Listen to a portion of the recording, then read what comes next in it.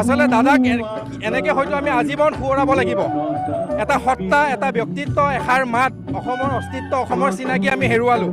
কিন্তু এটা আশা, আজিৰ প্ৰজন্ম, এই জুবিন যুগৰ, নতুন যুগৰ আৰু জুবিন দেশৰ যদি মানুহে যদি দাদাক এনেকৈ জীয়াই ৰাখিব পাৰোঁ, মোৰ বিশ্বাস আমি যিদৰে শংকৰদেৱ, মাধৱদেৱ গুৰুজনক আমি জীয়াই ৰাখিছোঁ, সেনেকৈ আজীৱন এই সত্তা, এই আদৰ্শ, এই মহাপুৰুষজনক আমি জীয়াই ৰাখিব পাৰিম। আচলতে আৱেগিক প্ৰত্যেকজন মানুহ আজি আৱেগিক, প্ৰত্যেকজন ঘৰত চিতা জ্বলিছে, আই মাতৃ এজন সন্তান হেৰুৱাইছে, কিন্তু তাৰে মাজত বিপ্লৱ কৰি যাব লাগিব। এটাই বিপ্লৱ, যাতে দাদাক ন্যায় দিয়াৰ, সেই অতি শীঘ্ৰে যাতে আমি ন্যায় দিব পাৰোঁ, সেই শ্লোগান আজীৱন যাতে আমি যেতিয়ালৈকে ন্যায় নিদিয়ে এইখন ৰজা ঘৰে বা এইখন আইনে, আমি যাতে সেনেকৈ আগবাঢ়ি যাওঁ। আমি ন্যায় পাব লাগিব, কথা সিমানে স্পষ্ট কথা। আজি ৰাজনীতিৰ কথা নকওঁ, খুব এটা ধুনীয়া দিন। আশা কৰোঁ এই আৰম্ভণি আজীৱন এনেকৈ জীয়াই থাকিব, আৰু সেই শক্তি লৈ, সেই দাদা আদৰ্শ লৈ পেলাই ময়ো আগবাঢ়ি আছোঁ। প্ৰত্যেকজন অসমীয়া আগবাঢ়ি যাওক, আমি কামো কৰিব লাগিব, পঢ়িবও লাগিব, অসমত উন্নতিও কৰিব লাগিব।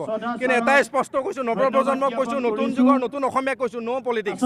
ৰাজনীতি কৰিম যদি এনেকুৱা বেয়া শক্তিয়ে যদি আমাক প্ৰভাৱ পেলায়, যদি এনেকুৱা বেয়া শক্তিয়ে যদি আমাক আমনি কৰে, অসমীয়াক আঁচুৰ দিয়ে, তেতিয়া চাগে নতুন প্ৰজন্ম, নৱপ্ৰজন্ম ওলাই আহিব। নতুন অসম, সোণালী অসম, সেউজ অসম কৰিম, জুবিনদাৰ অসমখন আমি কৰিম। অনিবাৰ্য হ'ব যদি আপোনালোকে অশান্তি কৰে, আৰু যদি অশান্তি নকৰে আমি এনেকৈ চলিম।